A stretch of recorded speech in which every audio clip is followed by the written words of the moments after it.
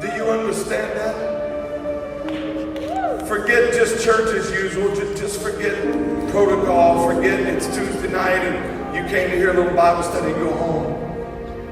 But could you lift even your imagination? Lift it out of low-level thinking and get your mind in a dimension beyond and recognize that in this room is the creator of the universe. The one that spoke and said, "Let there be light." Let the waters bring forth. That voice is in this room. That same spirit that raised Christ from the dead is in this room. No matter what you're facing, no matter what you're up against, no matter how evil, no matter how strong, no matter how impossible, the God that spoke to nothing and made everything is here right now. And here's what the will of God is for this service, that power be released. That the power, that healing power, that delivering power, that creative power will flow from that side all the way through this sanctuary. I pray the release of the Holy Ghost upon this sanctuary right now. Close your eyes, bow your head right now. Father, in your name, I pray the release of your presence upon your people tonight. God, we have set this night aside as a night of worship. As a night where we give ourselves to you wholeheartedly in praise.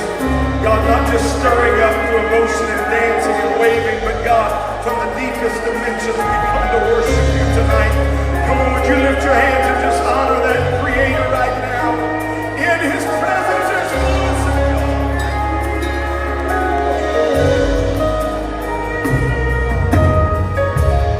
There's a blessing in this room.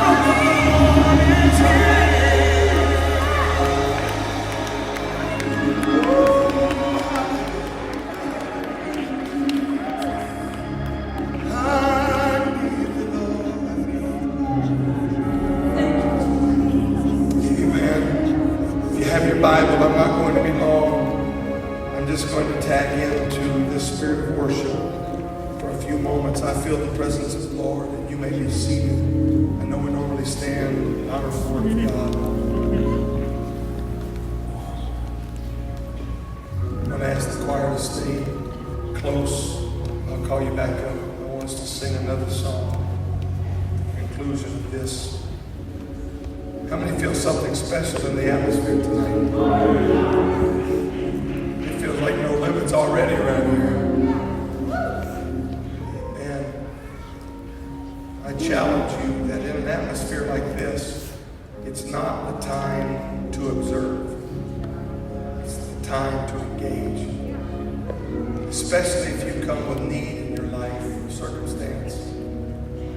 Something happens in His presence. In His presence there is fullness of joy, and that is right hand and pleasures forevermore. How many know that's true? Something happens in His presence. Amen. We're delighted for all of our guests that are here, and I pray that tonight will be a blessing. Those of you that I had the privilege of meeting, I pray you'll come back and be with us again. And especially good to be with all the saints of God. Amen. Let's go to Hosea chapter 4, not a book we often preach from. But tonight I want to lift a portion of this, make some application in this night of worship. Everybody say a night of worship. I'm going to flow with this, and then the choir, I've asked them to sing another song at the end of this, and we're going to, as one body, we're going to end this with worship tonight. You may have a need, but I challenge you, come with a worshiping heart. So allow, as the Word of God is preached, allow the Spirit to begin to work in your life. It's already been happening in here. It's going to come in a special way, and I believe that you individually can tap into that. It's corporately here now, but I believe the Holy Ghost will speak to you and minister to you as you personally worship Him. Hosea chapter 4 and verse 15. Though thou Israel play the harlot, yet let not Judah offend. And come not ye unto Gilgal, neither go ye up to Beth Aven. Everybody say Beth Aven. Nor swear the Lord liveth. Here's the reason why. For Israel slideth back as a backsliding heifer. Now, the Lord will feed them as a lamb in a large place. Ephraim is joined to idols. In this passage, understand, when you think of the term Great Britain, what country do you think of? England? How many thought of England? Let me see again. England is not the only country in the United Kingdom, but we think of that for that reason, because it's the dominant, right? And the seat of power. And so here in this passage, a very similar thing where you see Ephraim, it is referring to, you'll see that in Scripture, Ephraim is referring to Israel as a whole. It says Ephraim or Israel, all that is Israel, is joined to idols.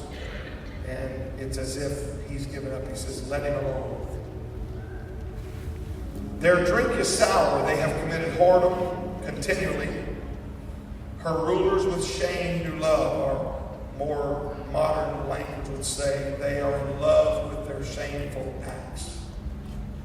Give ye, and then he concludes this chapter by saying, the wind hath bound her up in her wings, and they shall be ashamed because of their sacrifices.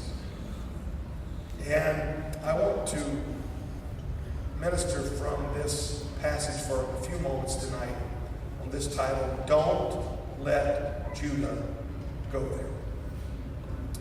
Don't let Judah go there. That is where neither go ye up to Beth Haven.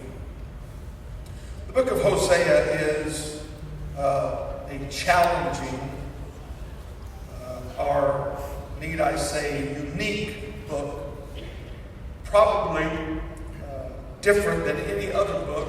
Its very content is so unique, and without going into all the details of Hosea, Hosea is about an unfaithful wife, the beginning of an unfaithful wife that the prophet is evidently married to, and they have 3 children, and their very names are indicative of what is happening in Israel. And God uses Hosea and his wife Gomer and their 3 children as a symbol of Israel's condition.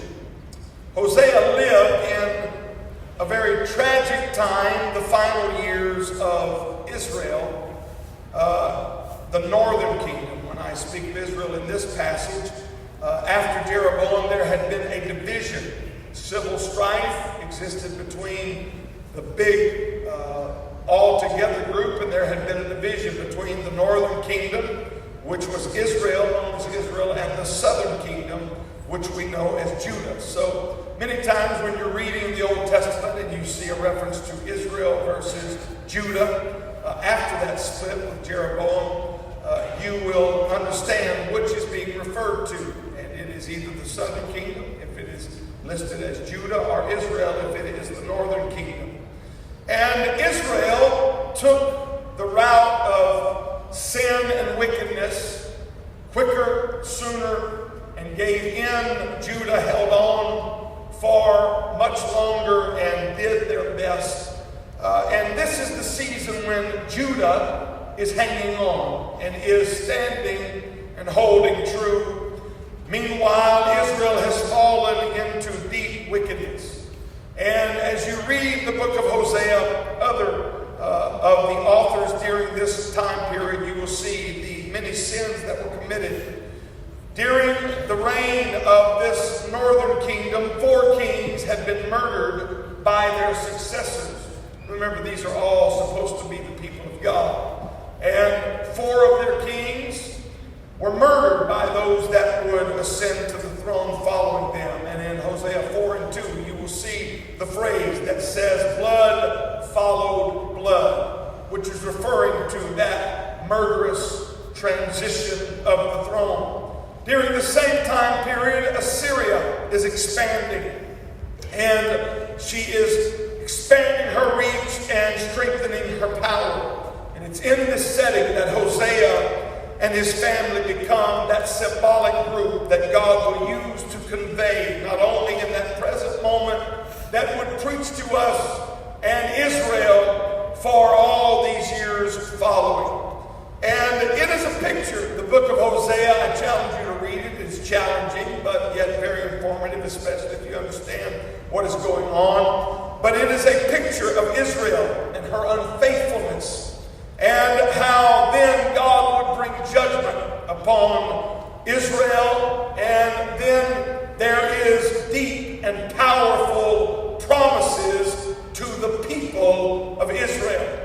And these are promises that many of them have yet to be fulfilled, because they refer to the 1,000-year reign of Christ, the messianic reign of Christ, where Jesus Christ will establish himself on earth as King of Kings and Lord of Lords, and every knee shall bow and every tongue confess that Jesus Christ is God and Lord. And so some of these promises have yet to be fulfilled, many of them. But this is a picture of not only how God would deal with them then in judgment, but it is also a look. You know, you, as a child, you had a kaleidoscope, and you look at it one way, you twist it, and you see a whole other dimension. And so there in the kaleidoscope of eternity, you can look at what happened during that time. You can even see what is happening presently with Israel. And then you turn it one more notch and look into Ezekiel, and look into Jeremiah, and look into the book of Revelation and Matthew and John's writing. Hear the words of Jesus, and you will find that there is a whole other dimension that is specifically related to what is to come during the 1,000-year reign of Christ. And we know that ultimately the picture of the time that is known as Jacob's trouble is the time where Paul refers to that ultimately all of Israel will be saved. That tribulation period, as we know it, is the pressure that comes and the trial and the judgment that will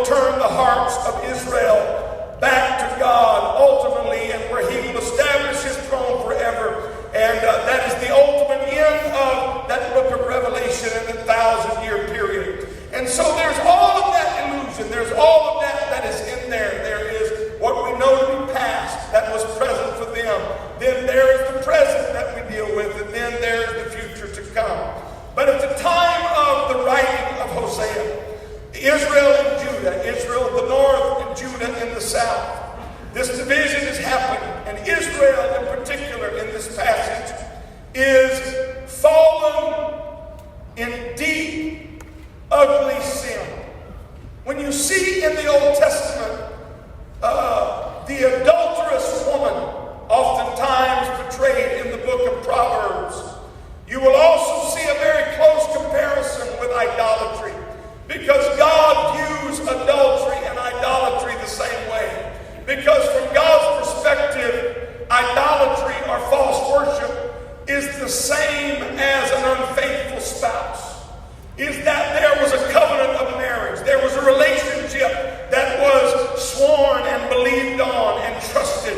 And then that person would break that trust of a marriage and be unfaithful in an adulterous affair. And from God's perspective, that's what false worship is that after every covenant he made, after every blood that was shed, after every promise he gave, and every commitment that was made, idolatry was in fact like an adulteress stepping away from that covenant. And so you see this terrible, tragic figure of Hosea and his wife, who repeatedly steps out of that marriage into illicit affair, and then his love will bring her back, and the pleading with the children, the list goes on. And what it is to be is a picture of Israel and God. And even we can lift all scriptures given for inspiration and instruction and righteousness, so we can learn. How many times have we fallen out of favor with God as we have broken the covenants? And hey, I'm not going to ask for a show of hands, but so many of us in this room at one time or another have failed in our commitment to God. We have broken trust, and we have broken, but are you thankful for the mercy of God that even when we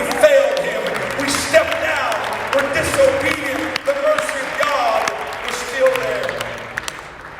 Israel is in this passage in a time of deep sin. Verse number 2 of chapter 4 describes the swearing, the lying, the killing, the stealing, the adultery. And it's interesting that verse number 3 of chapter 4, the Bible says that the land is in mourning. Therefore shall the land mourn, and everyone that dwelleth therein shall languish. I want you to get something. If you're a Bible reader and you pay attention to the text, you will often see where there is a direct connection between the action and the life of the people and the condition of the land. And we know that scripture well. If my people, which are called by my name, will humble themselves and pray, seek my face, turn from their wicked ways, what's going to happen? He said, I will heal there. This is, I know we take that and apply that because we're the seed of Abraham by the Spirit. But understand, that's part of that land covenant that went all the way back to Abraham, that Abrahamic covenant that was preceding the Mosaic covenant. That there was a promise given to the people of Israel that had to do with a specific land. Don't ever underestimate the importance of that land. God's promise with the land did not stop at the end of the Mosaic covenant. And the reason is because Israel is God's chosen earthly people that have been given the promise of the land. But understand something. Here's a revelation when you're looking at your Old Testament and you're seeing those scriptures, is that there was such a relationship in the covenant of God with his people and that land, that the land and the people, when you say Israel, you're not just talking about a race or ethnic group of people. You are also referring to the land. I know everybody's fighting about that land. There ain't nobody more upset in the world about any other place than that piece of property. The reason is because that goes all the way back to an Abrahamic promise.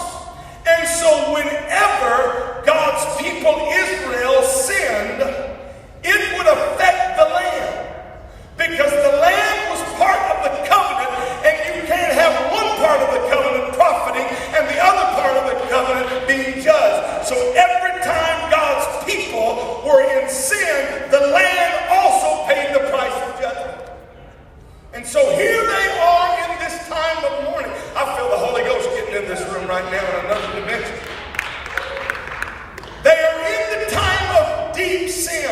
and the land itself is in mourning. The Bible says they are a growing people. They're expanding. Verse number 7 says, as they increased, so they sinned against me. So here they are. They're growing. They're expanding. Israel's on the pace. The northern kingdoms, they're expanding. They're getting more money. They're getting richer. Their businesses are booming. Things are happening. But as they're growing, they are also expanding in their sin. Instead of in the time of blessing, turning to God with a thank you song like we have tonight, they turn inwardly and begin to sin and increase. And it wasn't just the sin of the people out there, it was also the sin of the leadership, of those that were leading. If on this worship night I could bring it to this dimension, those that were in charge of the worship for the nation of Israel. And look at verse number 8. The Bible says that they eat up the sin of my people, and they set their heart on the people's iniquity. What is that referring to? That's referring to the priests, the leadership that lived off of what was brought to the house of God. And here, as everything's growing, the kingdom's expanding, the businesses are booming and moving and making more money. And guess what else is growing? Church is growing. Worship's growing. And here's what began to happen. Put that verse back up there if you don't mind. As people begin to come to bring their sin offering to be offered to God, they were not coming with a repentant heart. They were not coming with a heart of thanksgiving. And what happened, so that the numbers, boy, this I'm going to preach right now, so that the numbers at the house of God could be bigger, which meant more stuff coming in, they began to compromise with the people. And they no longer held them accountable to the condition of their offering or the condition of their life. They didn't matter what the lamb looked like. It didn't matter what the bullock looked like. It didn't matter if they offered on the right day or not. You're just coming bringing more offering and more things, and the more you bring in, we'll overlook that. And they turned a blind eye and filled their belly on the sin of the people and never called them to holiness. Under the banner of worship. Priests were living of the sin offering of the people. But they compromised truth. They compromised holiness for the crowd they could bring to worship. Their offerings were accepted by the leaders, but not by God.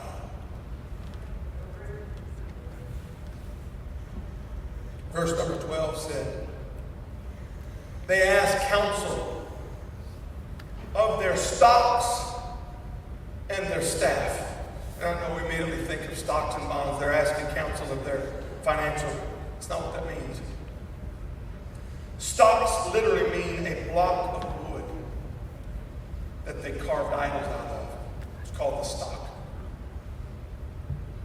And they, instead of in this time of growth, as the leadership began to compromise for growth even in worship, it did not have a good impact, but it drove the people further into idolatry. And instead of trusting in God, while they're offering their bullocks, while they're offering their lambs and turtle doves and pigeons and lambs, as they're doing all of that, and everybody's turning a blind eye, and everybody's willing to compromise because we got a big show going on here, and everything's growing, everything's expanding, let's live happily ever after. Meanwhile, they're going home to their idolatrous acts and their staff. If you do a research, you'll find out that had to do with divination. They would take their shepherd staffs, they would take those shepherd's rods that they would lead the sheep or prod the sheep or cattle with, and they would, almost like magic water sticks. You hear people talking about those. They would either set it up overnight, go to their block of idolatry, and pray, and then arrange that staff in such a way with other wood, and they would say, okay, if it falls to the left, that means we do thus. If it goes that way, we do thus. If it's that way, and so they would wake up the next morning, and when they would go into the room, whatever way it had fallen, that was how they made their decision. Or they would take that same staff, and they would say, I will do it, I will not do it, I will do it, I will not do it. And when they run out of the room, whatever their hand landed on, that was what they decided.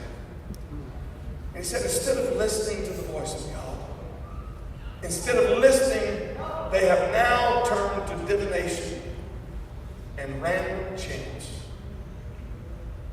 And these are supposed to be the people of God. He says that a spirit of whoredoms has come. In verse number 15, he says the words of my text, and I'm almost to a conclusion. Though thou, Israel, play the harlot, let not Judah offend. And come not ye unto Gilgal, neither go ye up to Bethaven, nor swear the Lord liveth. In other words, don't go to Bethaven and offer worship and declare that God lives. That's the term of worship. The king live, long live the king. You've heard that. It's the same terminology. Don't go to Bethaven. Don't go to Bethel and raise your hand and say, long live God, long live the king, live forever, O king. Don't go do that. But hidden in that verse is why I preach what I preach on this night of worship. I want the musicians to come. Choir, get ready. Just stay where you are when musicians come. Israel plays the harlot. Okay, northern kingdom, already gone, already fallen. Judah's hanging on. How many know what the name Judah means? Praise. We're on a night of worship.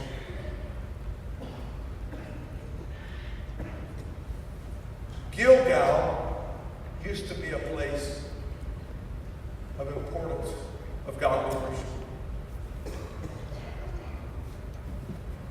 But it was at Gilgal where Jeroboam set up a golden calf.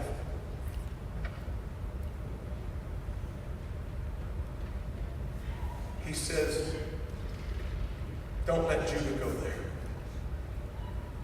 Don't come to Gilgal, neither go ye up to Bethaven. Bethaven. We don't know a lot about Bethaven, it seems, because it doesn't come to our tongue a lot preaching. But you do know Bethaven. You just know it by a different name. Bethaven used to be Bethel. Same place. Bethel means the house of God. You know what Bethaven means? The house of vanity. The very place of God's miraculous power that was known as the house of God has become the house of vanity. God says Israel's already fallen. She's already entered into false worship. Loves me with one hand and worships an idol with the other. Giving little ritualistic prayers at the house of God and then going home and going through divinations for answers. Adulterous, idolatrous Israel has traded the house of God for the house of vanity. And he says, please don't let Judah go there. A few moments ago, we were in rapture. Choir, I'm talking to you right now because you were singing. You were leading us in worship. We Spent a lot of time the last few days, a couple of weeks, working on music about a stage with lights and an audience. Band practice late at night. They never just get to come sit in church. They come work every night. They're working. You're getting to pray in the altar. Hopefully they're praying before church so that they can play while you pray. But if we ever get to thinking that this is about us, if we turn the house of God into a place to display our ability, you know what that is? It's vanity.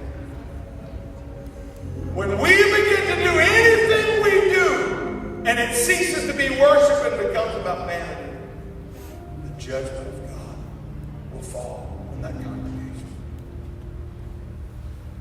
Well, I want you to come sing right now, but I want you to sing not to be seen and heard by this audience, but to be seen and heard by Jesus Christ.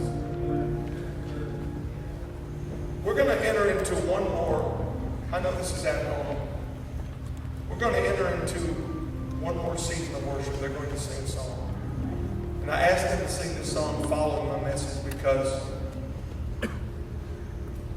it talks about I'm not going to let go. I'm not going to lose his presence. I can't lose his presence. Because in this room, a while ago we sang, there's a healing in this room. There's a blessing in this room. But folks, do you understand it's not because we're here? It's not because of anything we did this week. It's not because of any sermon I preached or any song they sang. Anything good that happens in this room is simply because God is here. This is not our house. This is his house. And it's not just this room. It's my heart. I am the temple of the Holy Ghost. And whenever I begin to live my life in a way that's a life of vanity and what I can get for me and what I can do for me and how I can impress you and how I can keep up with the Joneses, how I can, at the pull of culture, we can all get together. That's vanity.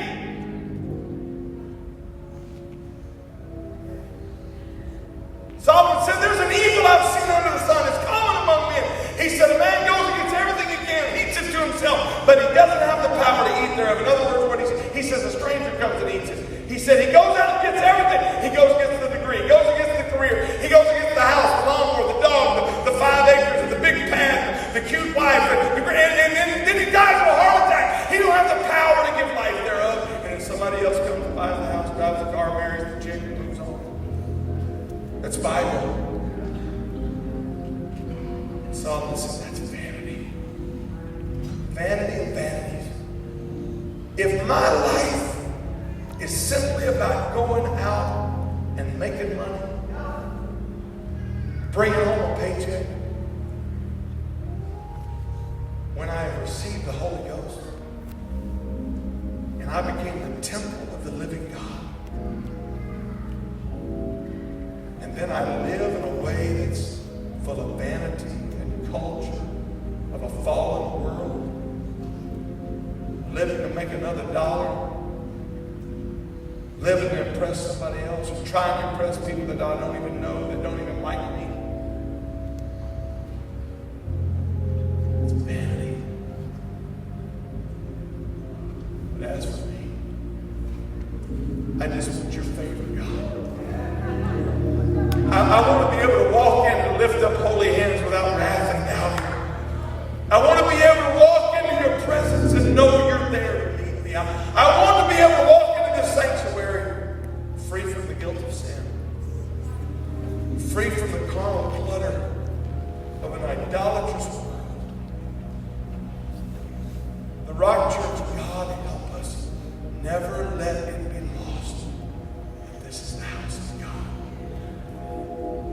We're not trying to be the coolest church, the hippest church, the most modern church, the church with the best band, the church with the best music, the church with the biggest crowd, with the coolest technology, the coolest Jordan's coffee shop and cooler. There's always going to be somebody cooler. But what we can do is we can be a place where the presence of God abides. Where His presence flows freely and richly through the pews and aisles of the service. And when people walk in, they feel something they've never felt before. And hope comes. And life comes. And deliverance comes. Would you stand?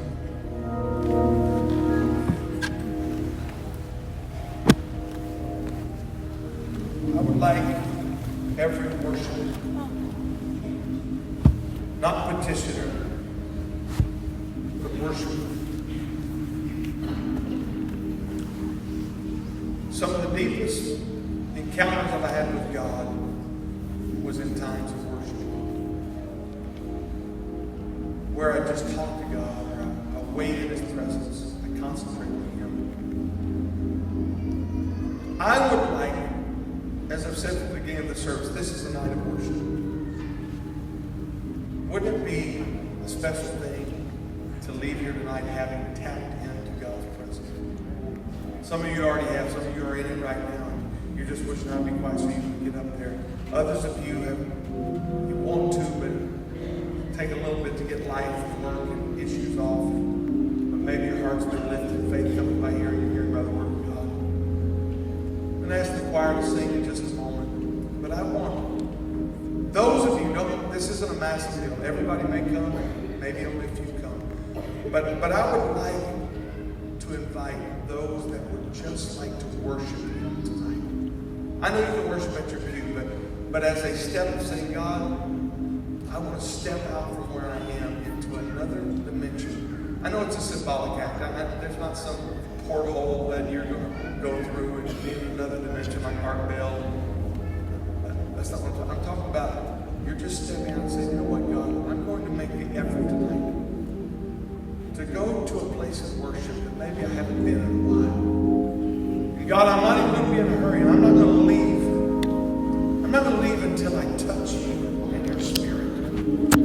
I want the choir to sing. I want you to come down to this run. I want you to, whatever some may need, some may stand, some may run. As they sing, come on, just come down and begin